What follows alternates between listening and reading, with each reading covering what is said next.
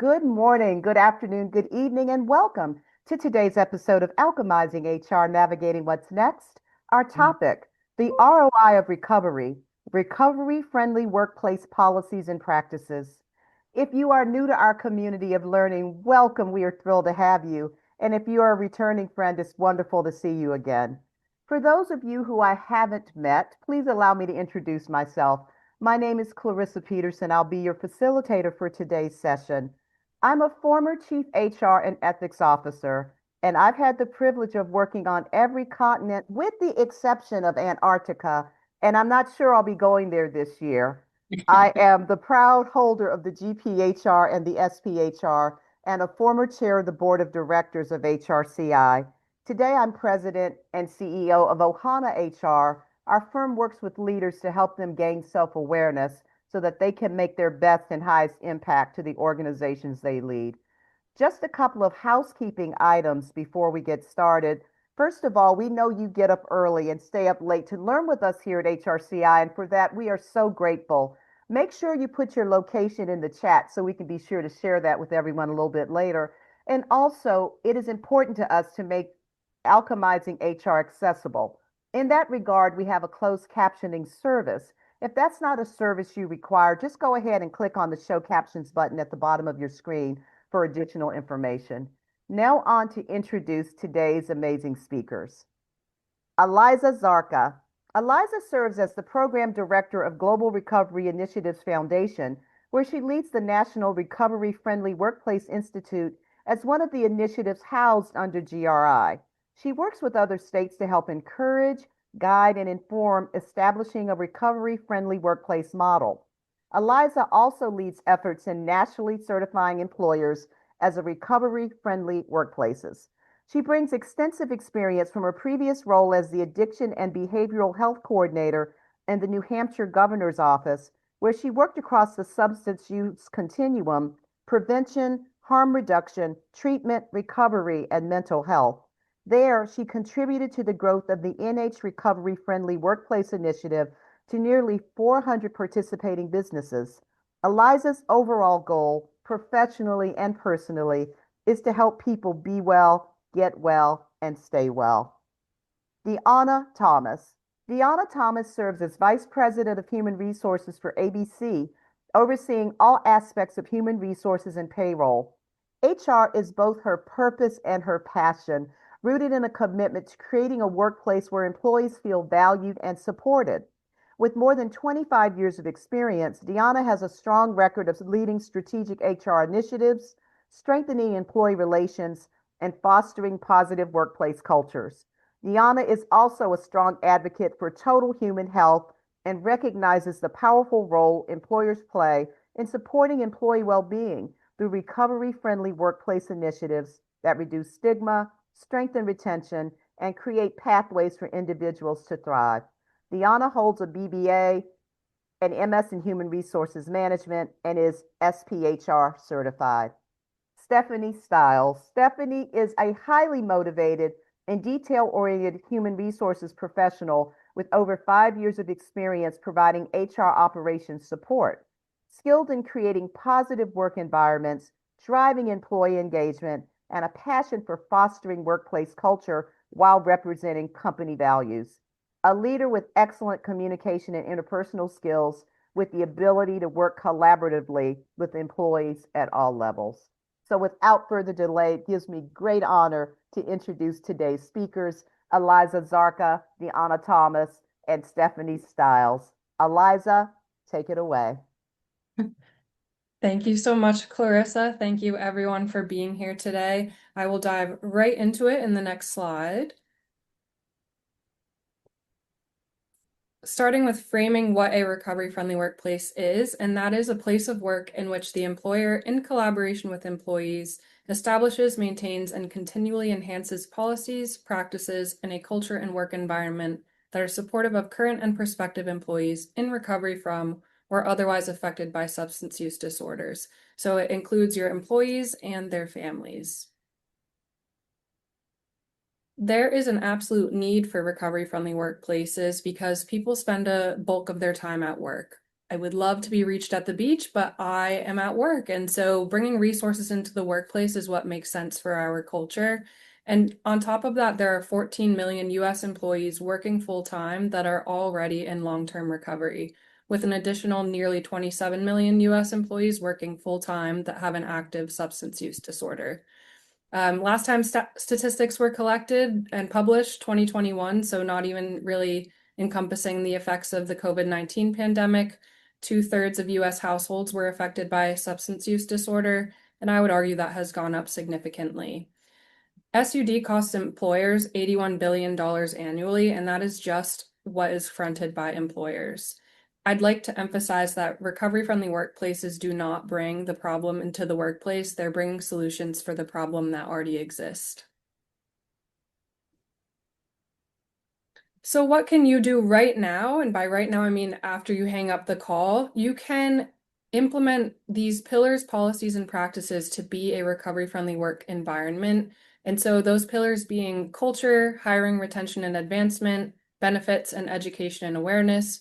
So under culture, establishing a recovery-friendly workplace statement or policy, having a resource group with a peer, for example, offering substance-free options and advertising as such, having a highly placed ally that speaks openly about being an advocate for recovery, offering charitable support to substance use and recovery focused organizations. Then for benefits, offering and using credible medical guidelines, offering no-cost assistance like an EAP or MAP program, and offering reliable health insurance that covers SUD at parity with other health conditions. Under hiring, retention, and advancement, being a fair chance hirer, so not using background checks to bar people from reaching the interview and offer stage, offering a contingent or return to work environment, so giving people who choose to come forward and ask for help a pathway back to their role. Using proactive recruitment strategies, so looking in talent pools that are specific to people that may be in recovery, and then offering flexible work options. Then lastly, under education and awareness, making employees aware of the resources that are available to them within your company and also externally, because the strongest recovery-friendly workplaces are ones that have clear, consistent, and communicated practices and policies. Then also going through SUD and recovery education at the management, supervisor, and HR level is where we can really make an impact here. And then also offering naloxone access. So for those not familiar, naloxone, brand name Narcan, is an opioid reversal agent that you can have right next to the AED. It's a harm reduction tool and causes no more extra liability than having an AED at your workplace. This is not an all-encompassing list, but rather places that you can start.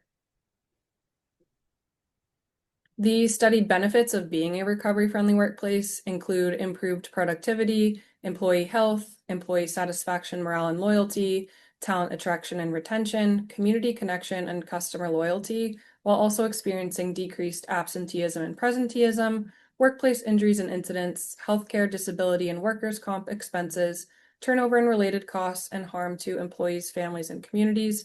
One term I like to flag is presenteeism. There's a saying that you're only as well as the least well person in your family. And so if you're at work thinking about a loved one that may be experiencing substance use struggles, you're physically at work, but mentally trying to figure out how to get them help. And so by being an employer that's recovery friendly and already knows how to respond and proactively prevent these situations, you are improving your workplace just overall.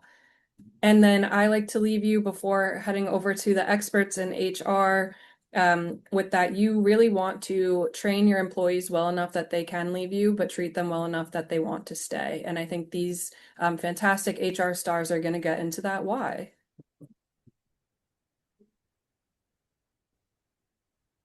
So, Stephanie, first, I would love to ask you why your organization decided to adopt the recovery-friendly workplace model.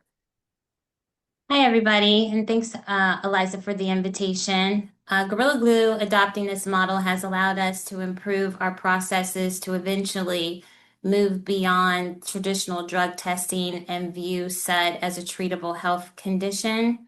It would allow us to expand our labor pool with fair chance hiring, save on health expenses, celebrate fewer workday absences, and offer flexible scheduling for those who are in treatment.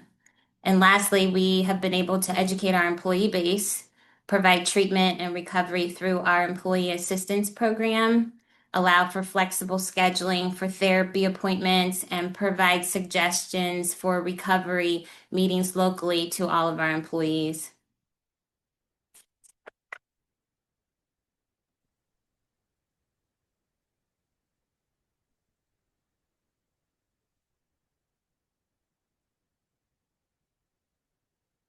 You're on mute. How about you, Deanna? Sorry about that. That's my bad. Talking to myself. Thank you, Eliza, and good afternoon, everyone. Um, ABC, and the acronym stands for Associated Builders and Contractors. We're actually a national trade association in the United States, and we represent about 23,000 companies, and we have 67 chapters across the United States. Along with you, we care about our employees. So for us, at the end of the day, not only do we want to send our employees home safely, but we also want to make sure our employees live a healthy lifestyle and that they excel in every single aspect of their life. So we know and understand that our success is dependent upon the talent that we're able to attract, but also the talent that we're able to retain. So as an organization, we focus on total human health. And that allows us, from our perspective, to raise the bar in keeping our employees safe. And it just goes beyond just providing just the regular observable safety behaviors that you typically see, whether it's in an office environment or in the field, construction, or other industries. But as an association, we just acknowledge that employees have preoccupying situations and concerns that happen. They happen every day. And we just acknowledge that as an organization. And it's our desire and need to make sure we're focusing on our employees' total human health. So, from an HR perspective, we know and understand that some of our employees may have some challenges, whether it be substances or other things. So, our focus, again, is on that total human health of that individual. So, we have 4 dimensions of our total human health initiative. And as you can see, it's your mind, the body, the heart, and the soul. So that's what we focus on. And most of you know that the construction industry itself is very, very labor intensive. So while we know, we have AI and many other tools that we can use to support our work, in the construction industry, we can't achieve anything without our human workforce. So for us as an association, we just wanted to be certified to send that message to our members and our chapters that we want all of our employees and their employees to be successful and healthy in all areas of their lives. Thank you so much, Deanna and Stephanie, for your perspectives. Deanna, I'm wondering if ABC tracks or uses data available in making decisions about implementing these initiatives. And Eliza, actually, we do, because we understand that construction workers actually experience higher rates of substance use disorders, opioid misuse, alcohol consumption, and things of that nature more than other professionals in the United States. So for us, they're not just statistics, they really represent our workforce. So whether it's our workforce, our colleagues, it could be our friends or even some of our family members, in our recovery-friendly workplace training, we actually provide these statistics on substance use. And again, these are statistics for the United States construction industry in comparison to other national averages that you may see. So as you can see, the overdose death rate is 130.9 per 100,000 workers. That's still high compared to most industries. Substance use disorder diagnosis is 14.3%. That's higher among full-time employees, and you can see what some of the other statistics are.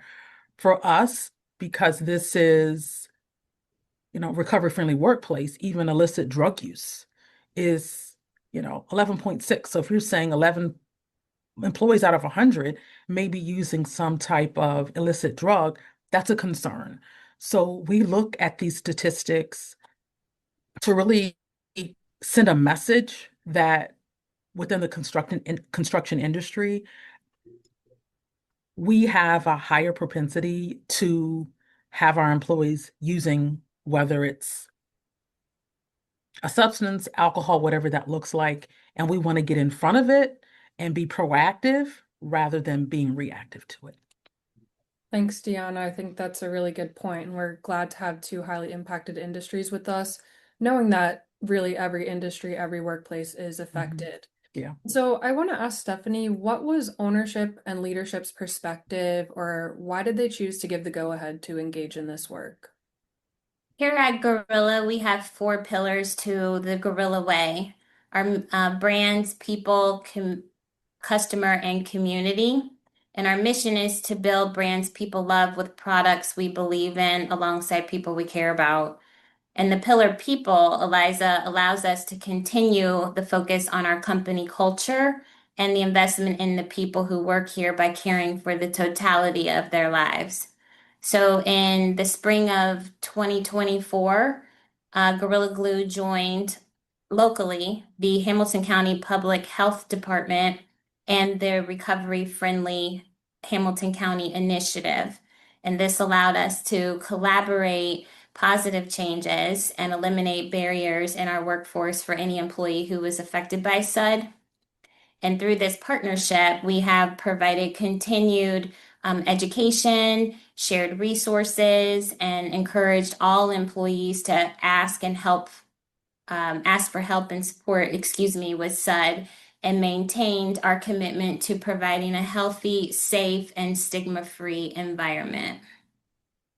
Thanks, Stephanie. And I'm really glad you brought up that there's kind of a dual approach to this where you can connect to be designated locally and at the state level to engage in training and technical assistance, but then also on the national end being certified. And so I was wondering, Deanna, as an HR professional, how did you approach the process in becoming certified as an RFW? Maybe you could talk us through what some of the HR related items you specifically had to provide or take into consideration. So that's actually a great question. The Recovery Friendly Workplace certification was actually brought to my attention by our Health, Safety, Environment, and Workforce Development team. And it ended up becoming an internal partnership that we still have to this very day. When they approached me about the application, I think what they realized is, there's a lot of HR stuff in here. And then what I realized, basically, it's a lot of HR stuff in there. So one is don't be afraid of applying, because at the end of the day, what we realized is we're all connected in some way or another within the workplace to make these initiatives happen. And of course, we're HR. We have things like policies and employee resources and our standard workplace practices that we have. And all of those things we already have to support our employees. It's a matter of how you package it and maybe making some tweaks to it. So we just wanted to make sure we made the right connection, because it was a collaborative effort that we had to take.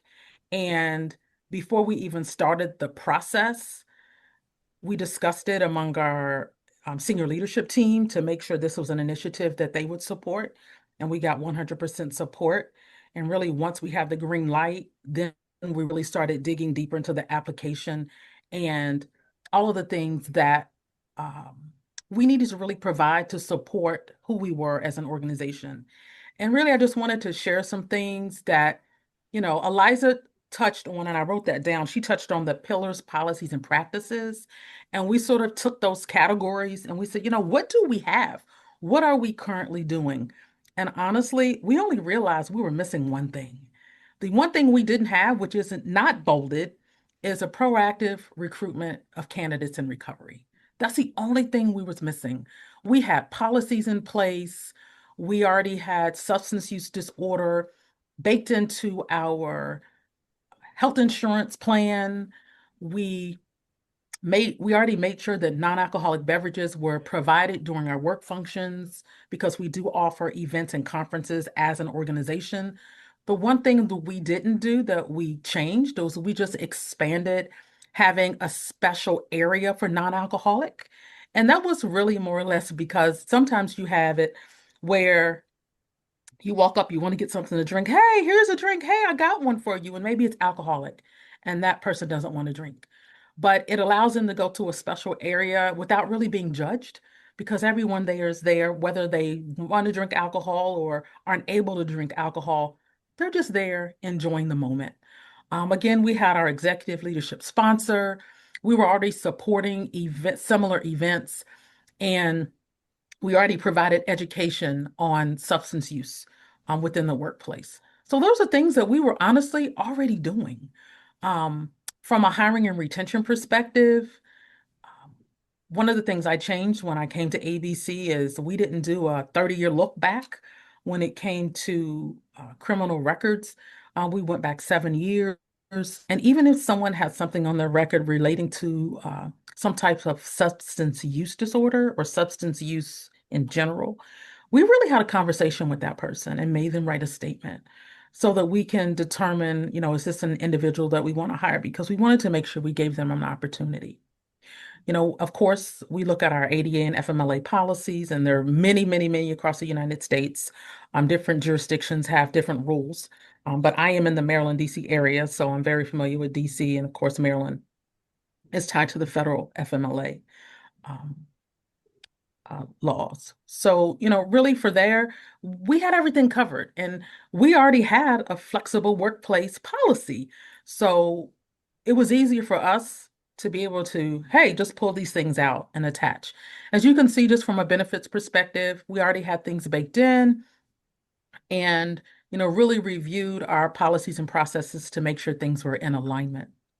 Um, Education and awareness. We already do regular communications, whether it be our onboarding, our new hires. We have regular updates in our staff meetings. We send out regular reminders and updates about employees' use of EAP. Of course, during open enrollment, we sort of enhance that a little more and dig a little bit deeper during open enrollment. And this past year is when we did our recovery-friendly workplace training during our open enrollment period, which was very successful. And the other trainings that we do for our managers and our employees around FMLA and ADA.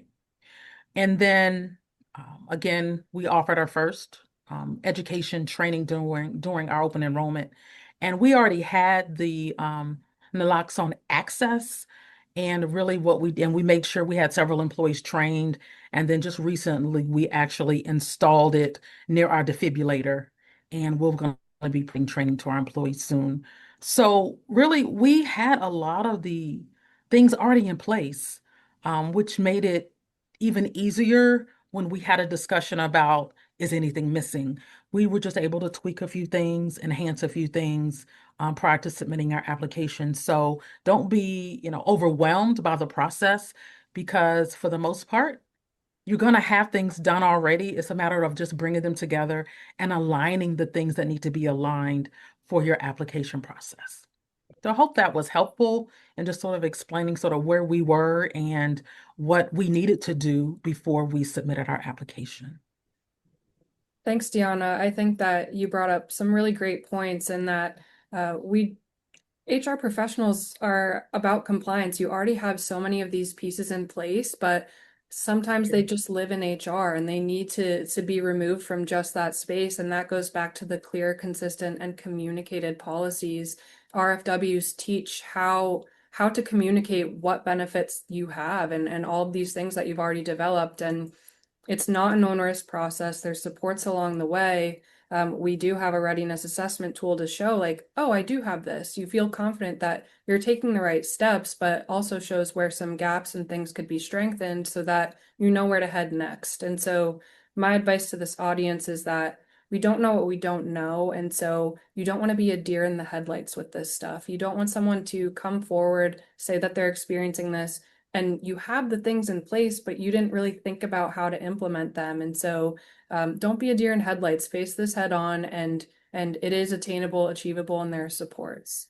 And so, Stephanie, I would love to hear how the collaboration locally with Recovery Friendly Hamilton County, how that's looked like and gone over the past few years. We have been a partner with Recovery Friendly Hamilton County locally for the last 2 years. They have provided us with general consultation, connections, and networking opportunities. They have a resource directory that includes now 80 designee partners here locally in Cincinnati. We've attended coffee chats and webinars that they've provided.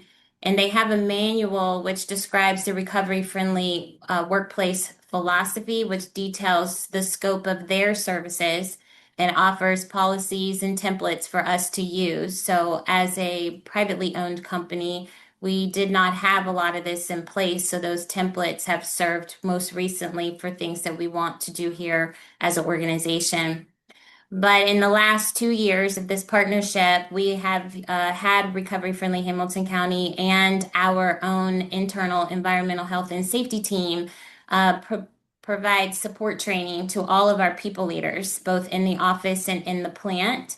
And they have provided reasonable suspicion training on an annual basis. This training, just like ABC and what Deanna has shared, has included Narcan or naloxone training with how to use it or administer it and where around the site it should be placed for easy access. So we have it around our defibrillators as well.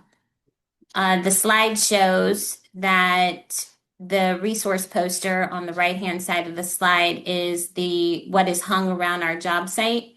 And it has the QR code at the bottom, and it allows any employee to scan the QR code for 24 hours a day, 7 days a week, access to all local counties around Cincinnati.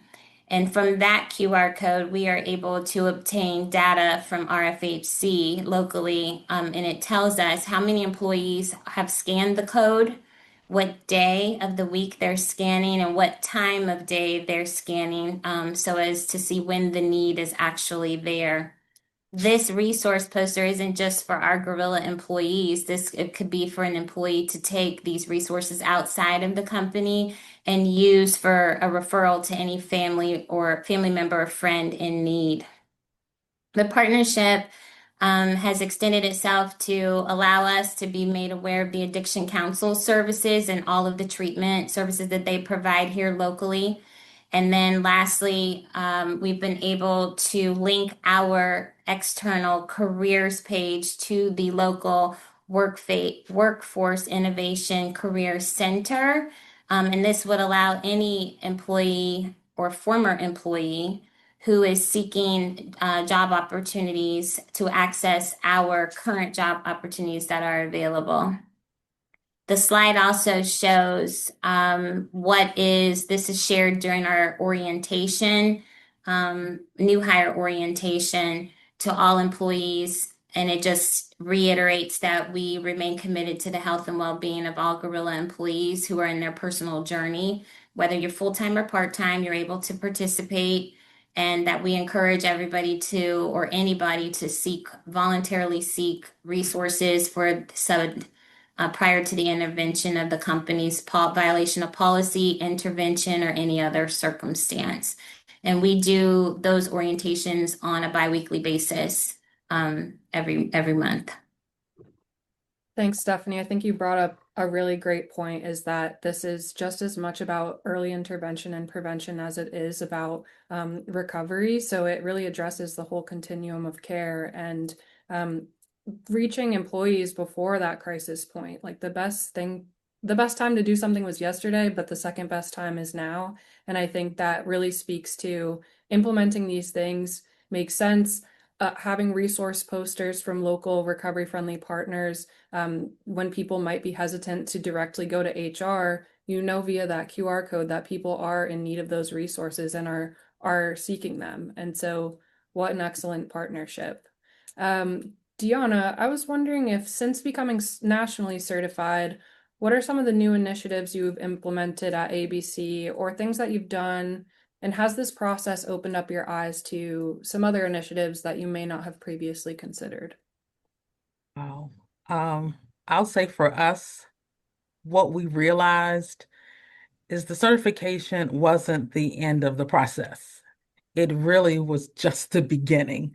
And that's what I think has been so amazing for us is that becoming certified and I will say having the support from the Institute and just being able to learn more, not only from the Institute, but other recovery-friendly workplace organizations has been amazing.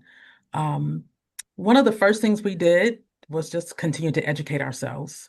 I had the opportunity to attend the Recovery Friendly Workplace Conference, and that experience was so valuable.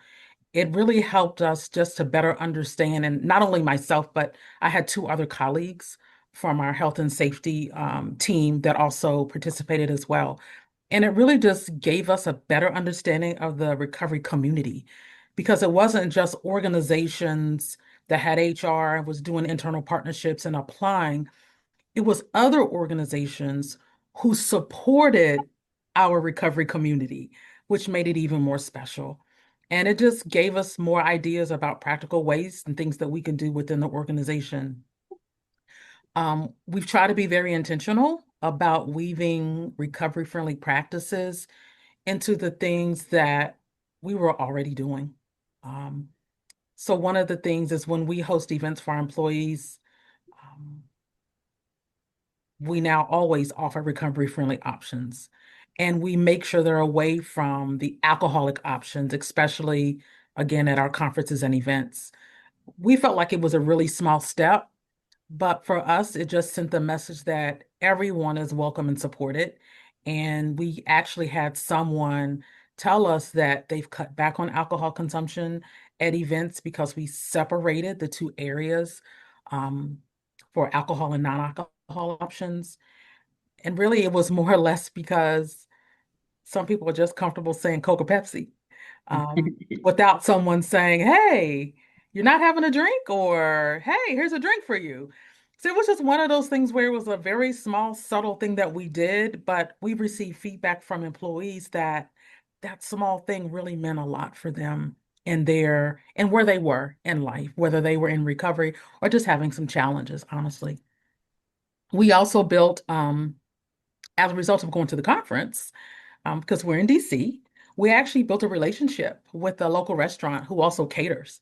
And we were introduced again to them through the conference. And it's a sort of now a part of our recovery-friendly workplace community where we use them to cater our food. The food is absolutely amazing, but going to the restaurant and hearing about the story of the owners and going through their recovery and just being touched by that, it makes you want to give back to support the community even more.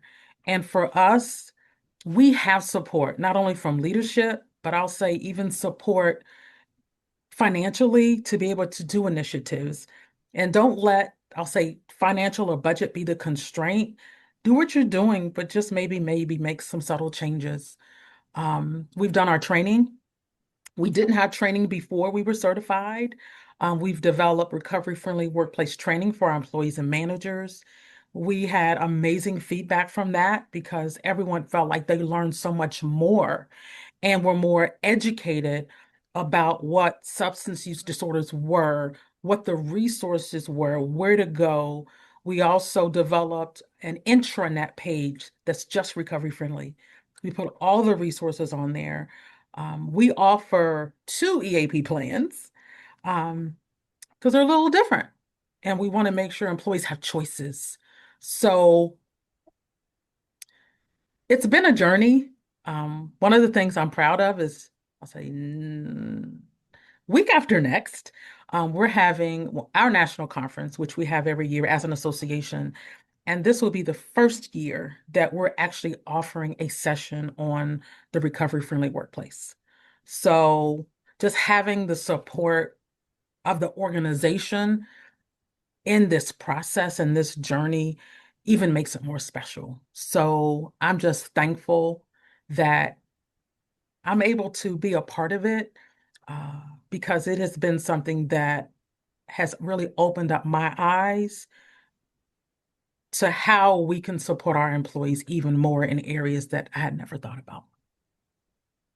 Thank you, Deanna. I think that you really hit the nail on the head with that. This is not a destination, it's a journey, it's a process. Like in the definition, it's about continually enhancing, saying, here's what we know now, here's what we learned, and here's what we can do with that information. So when you say something as small as making mocktails or non-alcoholic options available and advertised for your events, you say it's a small thing, but it had big impact, and that's something that I know is an HR nightmare, having alcohol at work related functions. And so if you can even make the first hour of your event alcohol free, that is something that I think helps HR out. And under the guise of recovery friendly is a way like, hey, we're trying to be inclusive, we're trying to be recovery friendly and take some of that liability away. So thank you for sharing those things.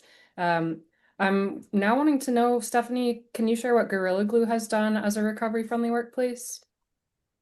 Yeah, so since we became nationally certified in 2024, we have added, as I stated before, to our new hire orientation for both office employees and the plant, the topic of recovery friendly, what that is, what it means, and what it can do for an employee. Through the national certification, we recognized and have changed since the onset of the application to ensure that our employee benefits included health insurance coverage and access to a SUD provider through our EAP that would provide no cost aid to employees in recovery, because that verbiage was not in the plan documents. We've connected and are partnering with a local resource within a half mile from the job site, which provides fellowship and a safe place for employees to attend either an AA meeting or an Al-Anon meeting, 24 hours a day, 7 days a week. And that's really within walking distance to the site. And then this year, we are focusing on creating a second chance program, which would include a return to work agreement for anybody who has been affected by substance use disorder. I think the education part is really going out and breaking the stigma, right? Because we far often find ourselves thinking that this is just an hourly employee problem, and it's not, it's an anybody problem. And when you get to go into the workspace and you start to talk to individuals, you hear stories that, people have been affected by somebody else, friend or family, and they carry that weight where they need not just support services, they need counseling services as to how to support that family member or that friend so that they stay on the right track of recovery. Here, we've been trying to connect with our employees more, to see if we have somebody out there that wants to be a champion of not just our policies, but to share his or her journey in their suit of recovery. And it's been, for myself as an HR professional, this has been very eye-opening because you don't know what you don't know and you don't know who's been affected until you start talking to people and you get educated in the process. So I'm very proud of the work that we've started. We have some ways to go, but we've got a really good starting point with our employees. Thanks, Stephanie. Really, really great point in that, you want to think maybe it's people working at the plant, but it affects all levels of every company. Substance use knows no borders, no bounds, no race, no political party, no position in a workplace. And so making that available to everyone is critical. And I want to ask you both, if you could sum up recovery friendly workplace, what it's meant to you as an HR professional, what would that be? I'll start with Deanna. Wow, what it's meant for me. I want to first start off by saying this. Just in reading articles and learning, sometimes it's the things that cause us to use substances, additional alcohol consumption, they're right at work. And those are the things that sort of hit home for me is that if work is the stressor that's causing these things to happen, What do we do as the employer to support that person? Um, so that's really, for me, the heart of why we're doing what we're doing is that we may be playing a role in that, but we also have to help that individual recover. And I know that's a journey, but that's part of putting the human in human resources. For me, it's just been an experience, just learning about initiatives and organizations and what people are doing and organizations are doing. It's just been so powerful. Um, I remember just talking to someone and telling them about what we were doing and how excited we were in the work. And they says, "Oh, I just went to a sporting event and they had a recovery-friendly workplace, a recovery-friendly or non-alcoholic section at a sporting event." So it's sort of like we've gotten to a place where even, you know, professional sporting events recognize, you know what, maybe we need to cut back and have special sections for people too. So I thought that was really fun. But really, to answer your question, if I had to sum it up, I would say it's not about compliance. It's about the culture and compassion that you show your employees that you have. And while a lot of this is HR related, it takes a family, an internal family, to make it work and to make it happen and to make sure it's sustained. Our policies matter. We're HR professionals. Our policies matter. The training matters. We have all of our protocols, as I call them, that we have to do.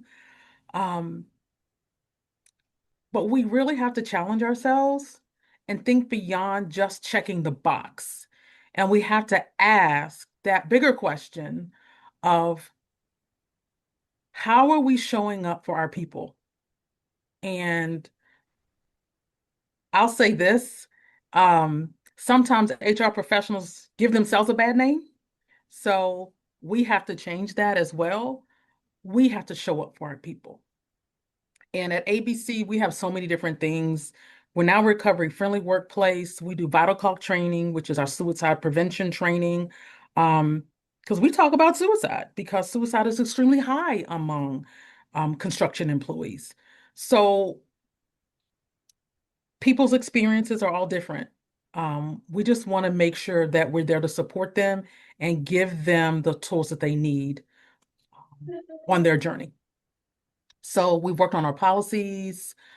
We're training our managers.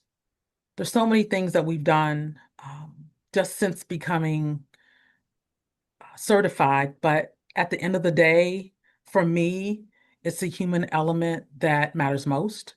And our goal has truly been simple that we want employees to feel safe at work. We want employees to feel safe having these conversations at work.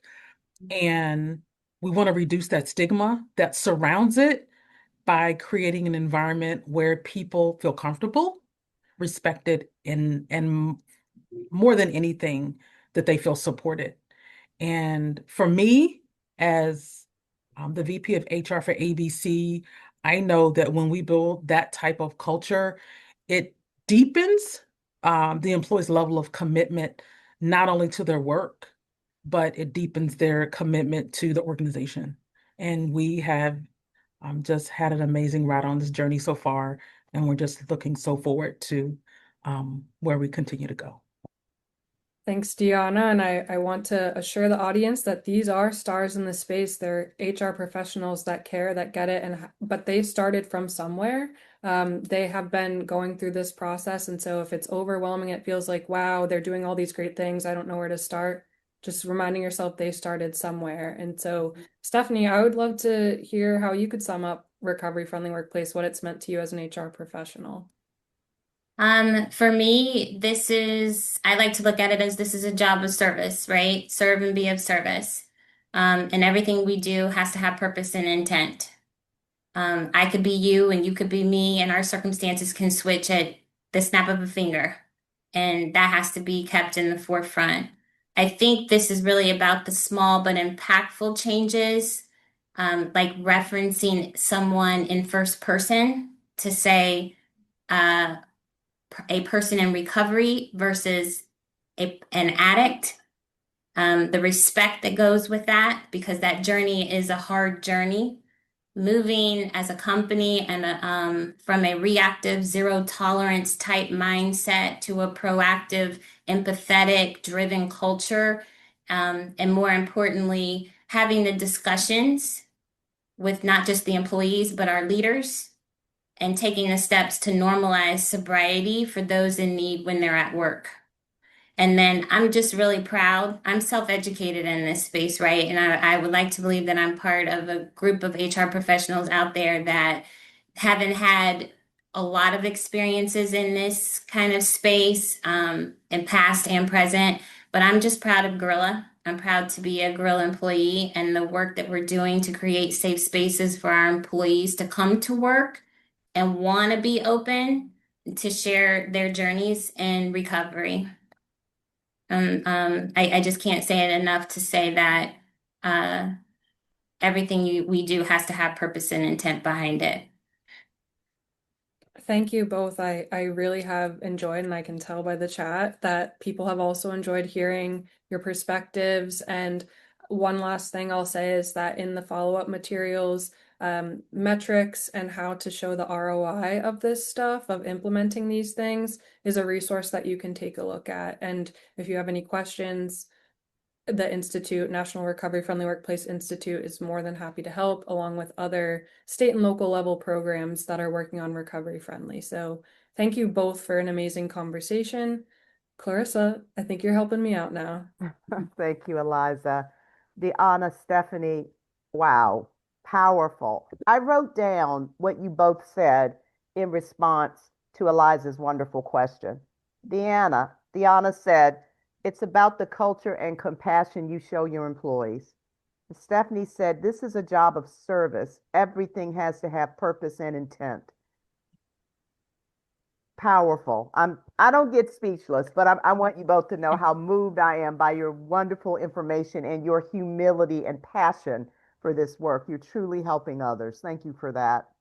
As I said earlier, our HR community gets up early and stays up late to learn with us here at HRCI. In addition to HR professionals from all over the US, we also have HR professionals from Nigeria, the Bahamas, Spain, the Netherlands, Ukraine, and Canada. If I did not list your country, please make sure you put it in the chat.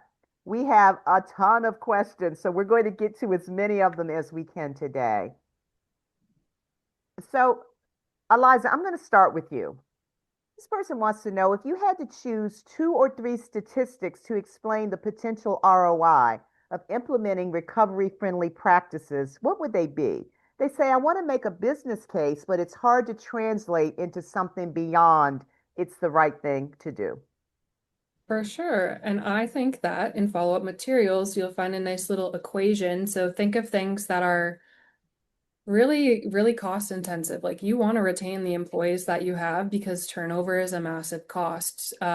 Speak to the costs of what it takes to retrain a new hire when you could have been giving pathways for someone to seek health, come back, and still save the company money. And so thinking of those retention related costs, thinking of the safety related costs. So are you a safety sensitive organization that has to report certain things to OSHA?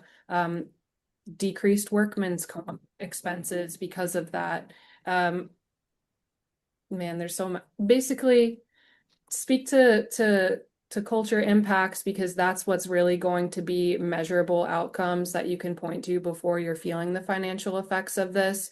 However, in that resource packet, it'll show some of the data metrics that you can consider, because some are relevant to bigger companies, some will be more relevant to smaller companies. But that's where you can really start to get at the numbers game, and take a look at that benefits slide, because it'll connect to each of those, how to collect data and where to start benchmarking this. One thing I'll point out is using aggregate data so that it's not personally identifying, and I'll stop talking because there's so many questions and I could talk. That's very, very helpful. Thank you so much. Deanna, this next question is for you. What's the difference at work between supporting someone in recovery versus someone who's actively experienced a substance abuse disorder? Are the benefits the same, or should we be considering different practices? Well, the benefits are going to be different because of our laws. And so first and foremost, that's the is that if someone is in recovery, they have a different level of coverage under FMLA and ADA than someone who is not. So those are things we have to consider from an HR perspective. That's really more or less a benefit that they're afforded, which gives them job protection. But it doesn't mean that we don't support that person who has a substance use disorder who may not be in recovery. And I think a Mm-hmm. lot of times we think, oh, they're covered under FMLA and ADA and that's it. But what else can we do to support them, to get them help? And I think Mm-hmm. that's that missing link. They Mm-hmm. may not be apples to apples, but at the end of the day, we have a common goal to get all employees the support and help that they need. Yes, And what thank are we you. doing to make sure that happens? Excellent. Thank you for that. Stephanie, how do organizations strike the right balance between providing meaningful support and flexibility to employees recovering from substance abuse disorders while also ensuring that business needs are met and that the additional workload placed on colleagues remains fair and sustainable? I think everybody has to take ownership of their part in this process. The employee has to ask for help. The employee has to stay committed to the process. The employee has to do work in recovery. As a business or as HR professionals, we have to make sure we have adequate resources available. They are the right resources for the right situation, and that they're accessible. I would go forward to say that everybody needs to be trained so you can speak correctly to what's available, what the situation is, and does it apply currently to your employee base? And does that affect your policies and procedures that you have in place, or does that need to change? Because it doesn't help to have it if it doesn't correlate. It doesn't help to have it if you don't use it, right? Mm-hmm. Mm-hmm. It's that Exactly. balance. Yes. Thank you for that. Eliza, what are some of the challenges of having an RFW?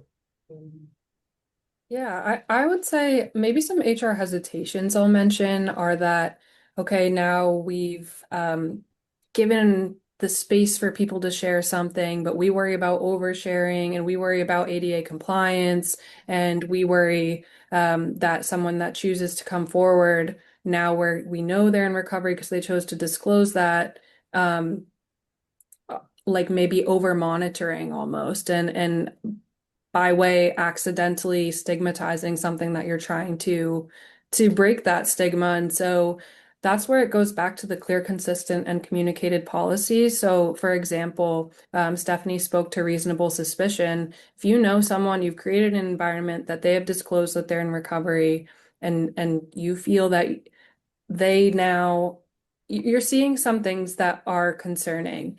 Having that reasonable suspicion policy gives you the HR grounds to address that head on, rather than and being worried of like, well, they said they're in recovery. I'm a little worried they're no longer in recovery. Having that policy is something that you can speak to leadership about, like it protects from liability. I know, and that is sort of what HR has the reputation of doing. And so, also having a clear policy of what happens if you are an organization that drug screens, what is that process to get that person help, to maybe help them maintain their job. And so I know I mostly just spoke to the hesitations.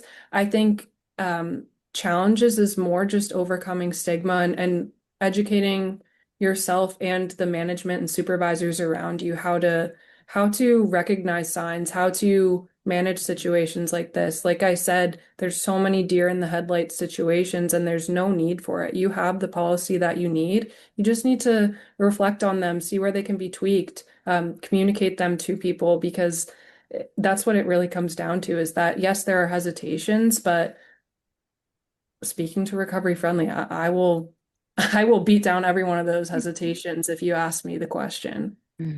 Excellent. Eliza, can I add something? For sure. Um, I just wanted to add that training your first line managers is extremely important, and before you even started speaking and answering the question, I wrote reasonable suspicion. It's important that you train your managers on that, regardless of the size of the organization, because normally your first line managers are the individuals who are seeing these people every single day, and they see a change in behaviors. But if the first line managers don't know what to do, where to go, what to ask, how to, whatever that looks like, that's really the first line. Before it even gets to HR, it gets to your safety team or whatever that looks like, or even gets to discipline. You already see it. It's just knowing how to approach it respectfully and manage it where the employee feels respected and supported. But training those first line managers is so important. And if you can get that done, that is a huge accomplishment for them to understand how important it is to say something.